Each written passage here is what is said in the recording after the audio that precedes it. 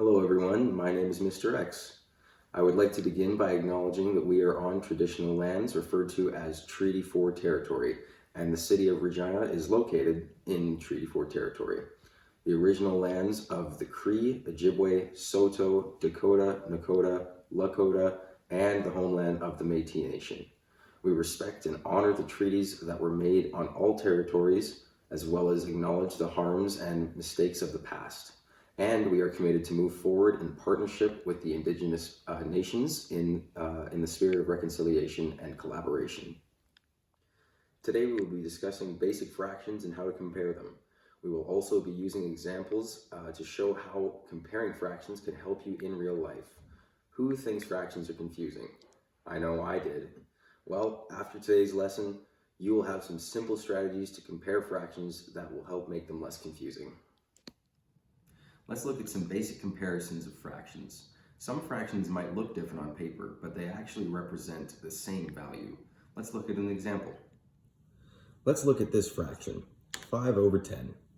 This number, because it's on the top of the fraction, is called the numerator. This number, because it's on the bottom of the fraction, is called the denominator. And this is referred to as the dividing line.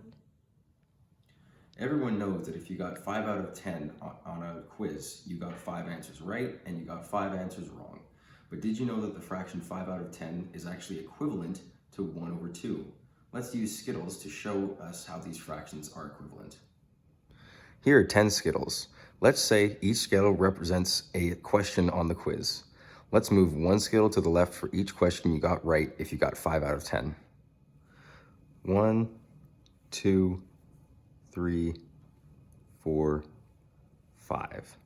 As you can see, we have 5 Skittles on the left for the questions you got right, and 5 Skittles on the right for the questions you got wrong. 5 right, 5 wrong. In other words, half right and half wrong. Equal amounts on both sides.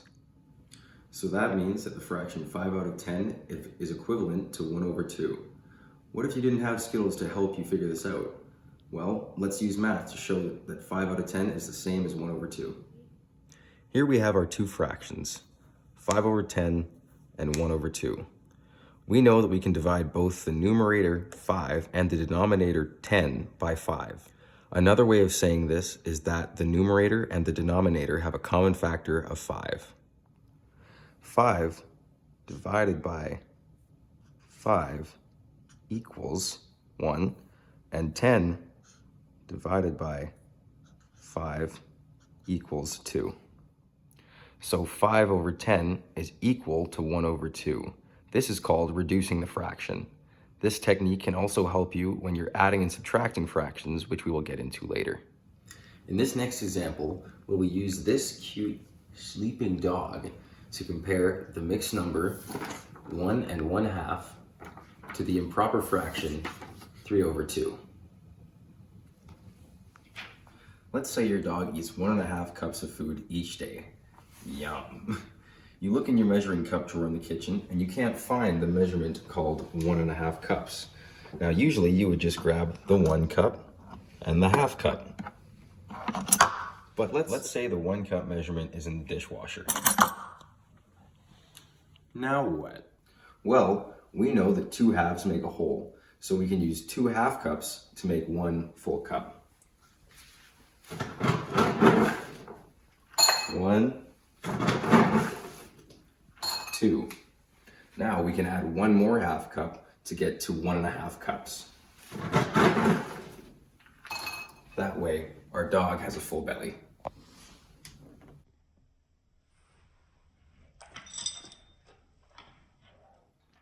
Let's now use math to demonstrate that 3 1/2 cups, or 3/2, is the same as 1.5 cups. With the dog food, we added 1 1/2 cup, plus another 1/2 cup, plus a third 1/2 cup. To add these fractions, we add the numerators from left to right, 1 plus 1 plus 1, and keep the denominators the same.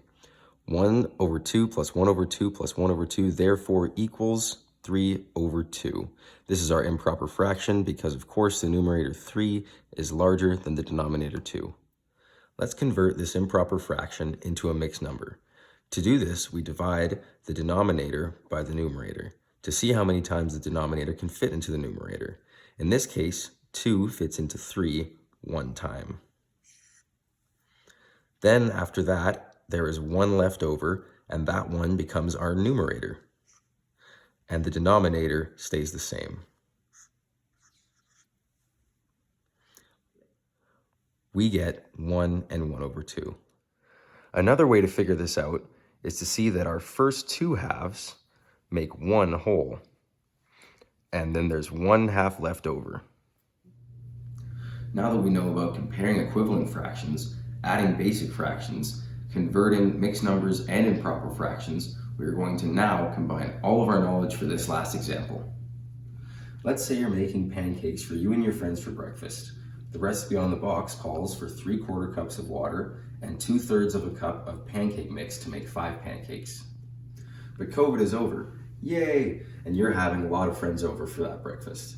You want to triple the recipe to make 15 pancakes. What do? The recipe calls for 3/4 cups of water, so to triple it, you could get out your 1/4 cup measurement and fill it 9 times with water.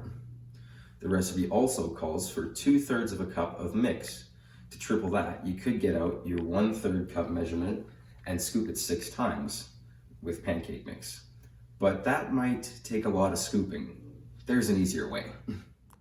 For the water, we can add our fractions, 3/4 plus 3/4 plus 3/4. We add the numerators and keep the denominators the same to get 9/4.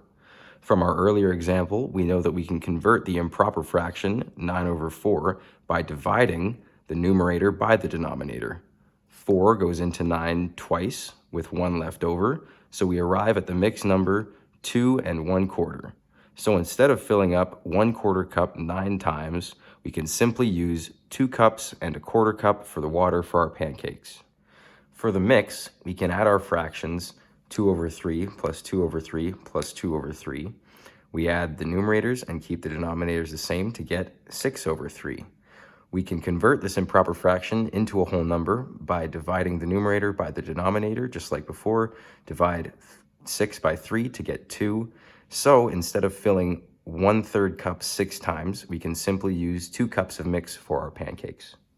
For our pancake example, we could have multiplied the recipe by 3 to triple it, but that would be more necessary if we were making 100 pancakes or even 1,000 pancakes, and that's a lesson for another day. I hope everyone gained some valuable knowledge about the basics of fractions. Today we learned how to compare and reduce fractions, convert improper fractions to mixed numbers, and how to add basic fractions. Always remember, fractions can be fun, especially when there's Skittles, doggies, and pancakes in the mix. I'm Mr. X, and I hope you had a good time learning with me today. How would you like a sticker?